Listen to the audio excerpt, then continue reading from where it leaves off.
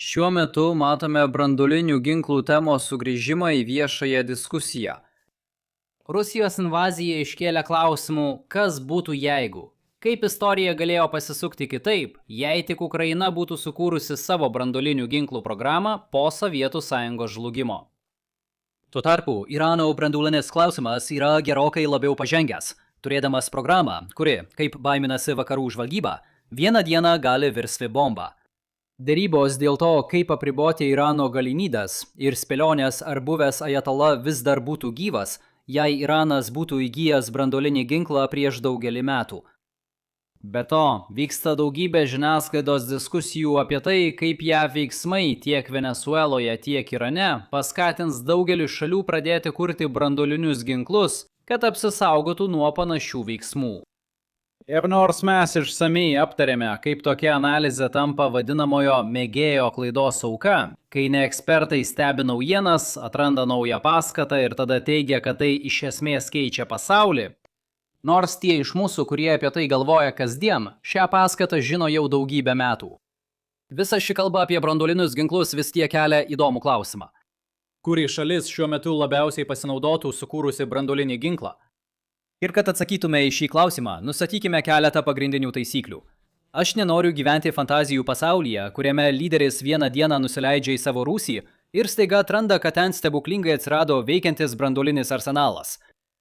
Jeigu eitume tuo keliu, mano atsakymas apie šalį, kuri labiausiai pasinaudotų, nebūtų Ukraina. Kijevas rado būdą stabilizuoti fronto linijas be branduolinio arsenalo. Taip pat yra problema bandyti grasinti Kremliui branduolinių ginklų panaudojimu, jei Rusijos kariuomenė neatsitrauks. Rusija turi daug didesnį arsenalą nei bet kas galėtų tilpti į Ukrainos rūsį, todėl tai tik prisidarytų bėdų. Be to, yra tarptautinės reakcijos ir pasmerkimo problema, jei branduoliniai ginklai būtų panaudoti ne kraštutiniu atveju.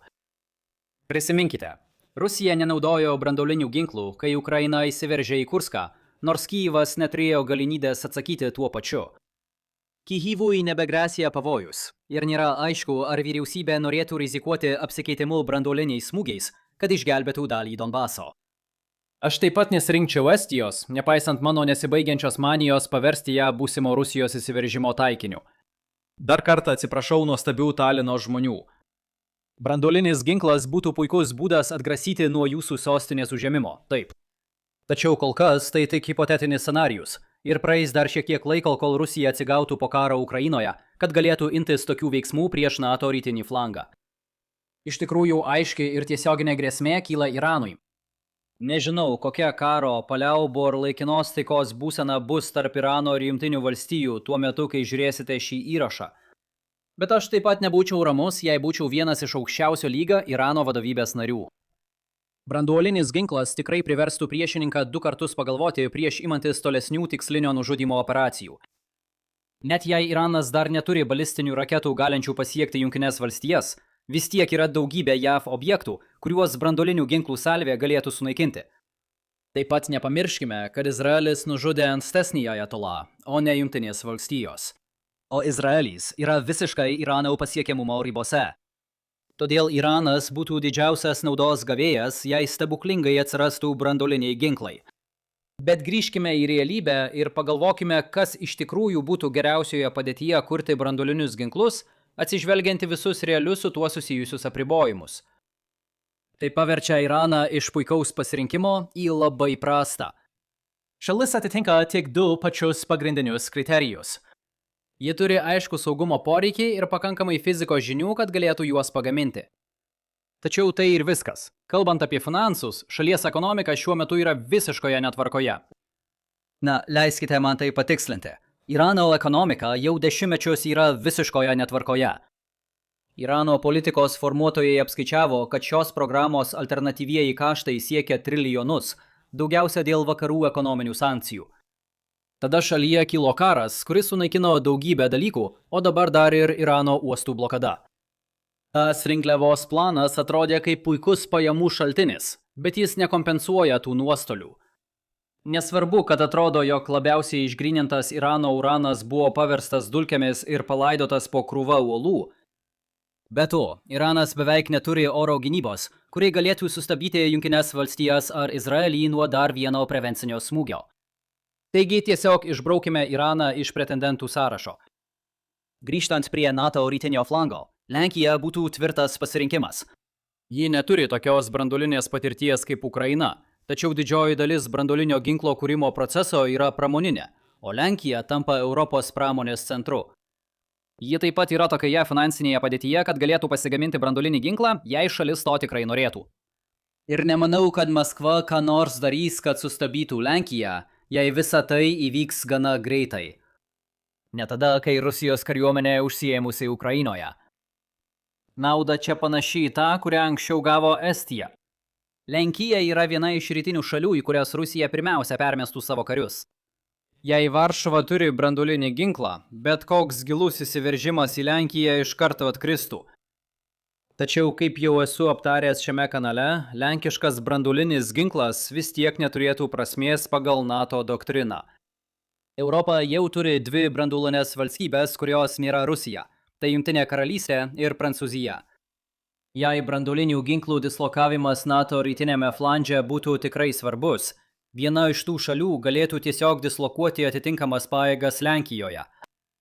Tai jau nebėra vien tik hipotetinis klausimas. Prancūzija kovo mėnesį paskelbė atgrasimo doktriną būtent tam, kad įtvirtintų šią strategiją. Pagrindinis rezultatas visiems dalyviams yra tas, kad tai leidžia Lenkijai pinigus, kuriuos ji būtų išleidusi branduoliniam arsenalui kurti, skirti konvenciniai gynybai priešakinėse linijose. Lenkija turi santykinį pranašumą šioje srityje, o šių santykinių pranašumų išnaudojimas yra vienas pagrindinių NATO tikslų. Nors Lenkija ir nelaimėjo šio titulo, šalis, kuriai labiausiai apsimokėtų kurti branduolinį ginklą, iš tiesų yra rytuose. Tiesiog gerokai toliau į rytus.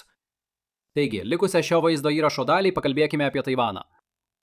Leiskite pradėti nuo to, kad nemanau, jog Taivanas artimiausių metų sukurs branduolinį ginklą. Jau beveik 20 metus dirbau branduolinėje pramonėje ir žinau, kad visuomenės suvokimas šiuo klausimu yra iškreiptas. Visada vyrauja įsitikinimas, kad netrukus daugiau šalių turės branduolinių arsenalų.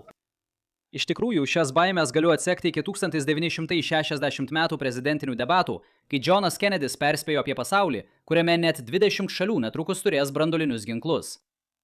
Praktiškai jų vis dar tik 9, nors branduolinių ginklų fizika yra gerai suprantamas bet kuriam aukščiausio lygio fizikui.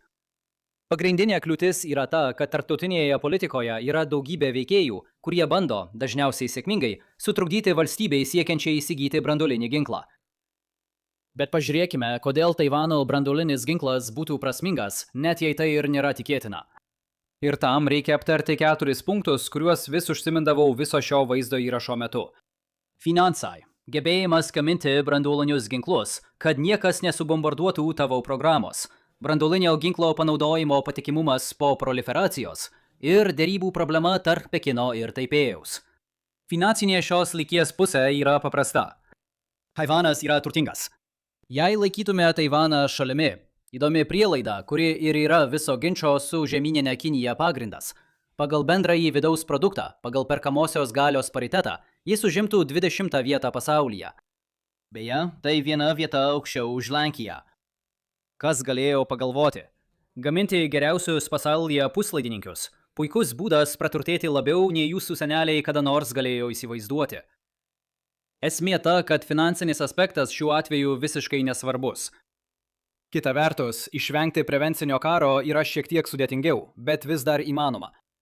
Svarbiausia čia yra tai, kad Taivanas turi tam tikrą Jungtinių valstijų apsaugą, todėl bet kokia Kinijos liaudies respublikos įsiveržimas turėtų įvertinti galimybę, kad dėdė Semo laivynas užblokuos bet kokį rimtą atsaką. Žinoma, tai turi įvairių išlygų. Ilgalaikė JAV strateginio neapibrėžtumo politika Taivano atžvilgiu yra skirta tam, kad Taipėjus neįtrauktų Jungtinių valstijų į karą. Tai tema, kuri šiuo metu daugeliui labai aktuali, nes Izraelis galbūt įtraukė Jungtines valstijas į karą su Iranu. Iš tiesų, Taivanas anksčiau 2 kartus svarstė galimybę siekti branduolinio ginklo. Abu kartus. Jungtinės valstijos sužinojo apie Taipėjaus ketinimus ir juos sustabdė. Taigi turėtume įsivaizduoti pasaulį, kuriame Jungtinės valstijos nori, kad Taivanas būtų labiau savarankiškas ir tuo pačiu metu yra pasirengusios prisimti apsaugos naštą. Taip pat yra problema, kad Jungtinėms valstijoms reikia karinės galios, kad galėtų paremti tą planą ir turėtų bet kokį atgrasomąjį poveikį. Akivaizdu, kad karas su Iranu tam padarė tam tikrą spaudimą ir mes nuo pat pradžių aptarinėjome Donaldo Trumpo administracijos priimtą rizikingą statymą dėl Irano ir Kinijos. Tačiau pastaruoju metu pasirodžiusios antraštės, kad Jungtinės valstijos nebeturi galimybių įgyvendinti savo gynybos planų Taivanui, buvo per daug interpretuotos. Tai nėra kažkokia dvejetainė situacija. Dabar visiškai teisinga, kad Jungtinės valstijos trumpuoju laikotarpiu negali užtikrinti 100% apsaugos. Tačiau tai, kad nėra 100% apsaugos, nereiškia, jog Jungtinės valstijos turi 0% apsaugą. Tikrasis klausimas yra, ar 70%, 80% ar 90% apsauga yra pakankama. Prevencinis karas čia galėtų būti dviejų formų – paprasta bombardavimo kampanija arba atvira invazija. Jeigu kalbame apie bombardavimo kampaniją, Irano karo poveikis yra minimalus. Jungtinės valstijos gali veikti tokiu mastu be jokių problemų. Tai negalėtų trukti ilgai, kitaip pradėtumėte susidurti su būtinybė turėti didelės Tomahawk raketų atsargas, kad galėtumėte smogti žemyninės dalies uostams ir Patriot sistemų, kad apsaugotumėte svarbiausius Taivano objektus. Štai kodėl tiesioginė invazija yra visiškai kita istorija. Esmė ta, kad Kinijos liaudies respublika šiuo metu neturi pakankamai desantinių laivų, kad galėtų tai tinkamai įgyvendinti. Todėl tai kol kas nėra didelė problema. Vis dėlto laikas eina, o Taivanas neturi įrenginių skirtų uranui sodrinti ar plutoniui perdirbti, o vienas iš jų yra būtinas branduoliniai bombai pagaminti. Todėl, jei Taivanas nuspręstų siekti tokios politikos, jam reikėtų imtis veiksmų nedelsiant. Vis dėlto, ši diskusija apie prevencinį karą iškelia dar vieną argumentą, kodėl Taipėjus turėtų pritarti savo branduoliniai programai. Trumpalaikė globėjiškos valstybės apsauga yra gera paskata gaminti atominės bombas. Globėjiška valstybė vis dar yra šalia, kad trumpuoju laikotarpiu apsaugotų jūs nuo prevencinio karo. Tačiau globėjiška valstybė gali būti su jumis neamžinai. Tai tikrai yra diskusija susijusi su dabartinė Baltųjų rūmų administracija. Ir nors Trumpas nebus prezidentu amžinai, vis daugiau sostinių svarsto alternatyvius būdus užtikrinti savo saugumą. Branduoliniai ginklai suteikia alternatyvą. Reidamas prie trečiojo punkto. Taivanas yra retas atvejis, kai patikimumo problemos nėra didelė problema. Na, pažiūrėkite į tai. Tai yra sala. Ji gana maža. Bet koks įsiveržimas į žemyno iš karto pradėtų kelti grėsmę sostiniai ir kartu valstybės valdymo tęstinumui. Būtent tokios aplinkybės suteikia patikimumo branduoliniam ginklui.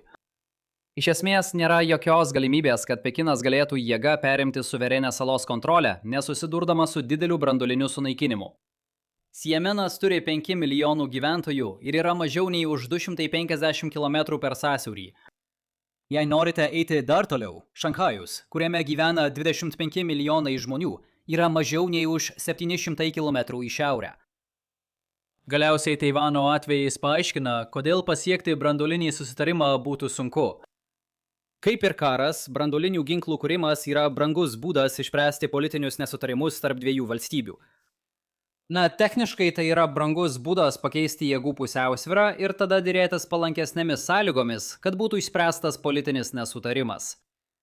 Bet kuriuo atveju abi pusės būtų geriau pasielgusios, jei dėrėtųsi dėl ginčijamo politikos klausimo ir taip išspręstų krizę dar iki Taivanui pasigaminant branduolinį ginklą.